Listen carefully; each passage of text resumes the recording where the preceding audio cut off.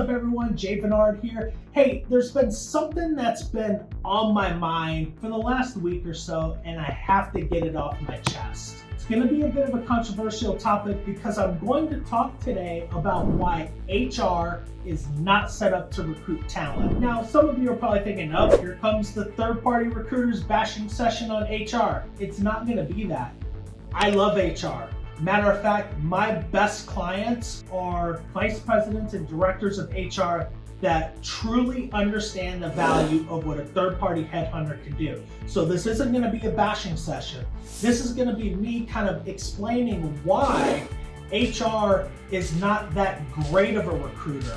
And there's a couple of really key reasons why. First, most HR people in their schooling and in their training, they are trained to write job descriptions. Job descriptions are an inclusive or fairly inclusive list of everything that this person could need. And let's face it, quite frankly, a job description is something that is going to basically cover the company legally if anything should arise. So what HR is not taught is how to write stories. Over the last 18 months, there's been a shift, and I've been talking to a lot of candidates, and that shift is starting to come with storytelling. So instead of using a job description and using it as your job ad, you really need to shift your thinking into creating job narratives or job stories about the particular position and use that as your job ad. So whether or not you want to use third-party recruiter or not, you should start doing this today.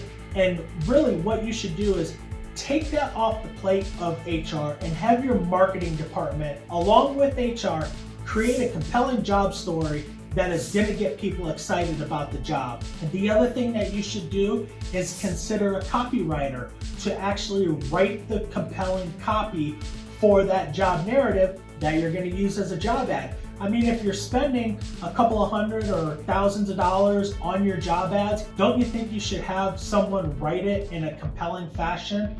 We do. Or last but not least, if you don't want to use our service for recruiting, but you do want to use our service for writing a compelling job narrative that you can use in your job ads, we can handle that as well. So either way you want to go, you should definitely start shifting your focus from job descriptions to job narratives. The other thing that I wanted to address as far as HR goes is that from the executives that I've talked to, most HR people hate the recruiting function. I mean, let's face it, HR has so much on their plate with dealing with employees, dealing with internal issues, especially right now, layoffs and furloughing people, that the last thing they're thinking about is recruiting talent.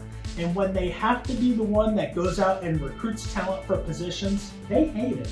At least the ones that I've talked to, for the most part, hate recruiting. And the reason why they hate it is because it's hard.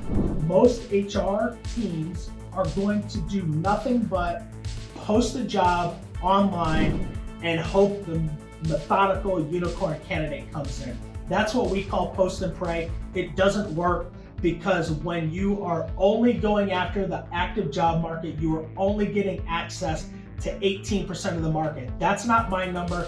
That's a number that was put out there by LinkedIn. You can Google it, probably find it yourself.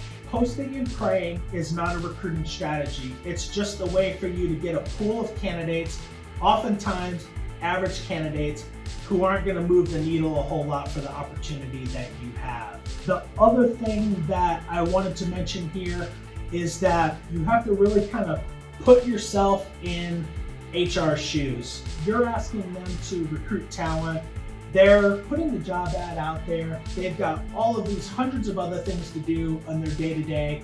And so they actually kind of lose perspective on recruiting. So a lot of times, and I've heard this before, you put an ad out there, you get 300 candidates, the first 30 or 40 are not even close to what you're looking for. HR starts to get frustrated. They're like, I don't have time for this. And then candidate number 51 is kind of a good fit. So they're like, oh, I'm gonna send this one to the hiring manager. Then they're like, tired of doing this. Then they look through, 20 or 30 more. Oh, they pick 3 that, are kind of close. And they say, okay, I'm gonna put this over. And then they send the hiring manager, which is probably you, 4 mediocre resumes. But here's the thing, HR really, unless you come back and say these candidates were awful, they never go back to the other 200 resumes that are sitting in there. So what do? There are some HR leaders that will go back and look at those other resumes, but for the most part, they are shifting that responsibility over to typically an HR intern or an HR generalist that has never done any recruiting ever in their life, probably has never even had a conversation with you, the hiring manager, about exactly what you're looking for. So for them, it's basically like they might as well just pick up that stack of resumes, chuck it against the wall, and then whichever ones stick, they pull those down and they send them over to you. I love HR. My best clients are actually HR leaders that understand what we can do for them. So again, this wasn't meant to be a bash session. This was just me trying to put some perspective into why HR isn't usually the best ones to recruit talent. So I hope it was helpful. If you've got any questions, I'd be more than happy to answer them. And I'll look forward to seeing you on the next video. Talk to you soon.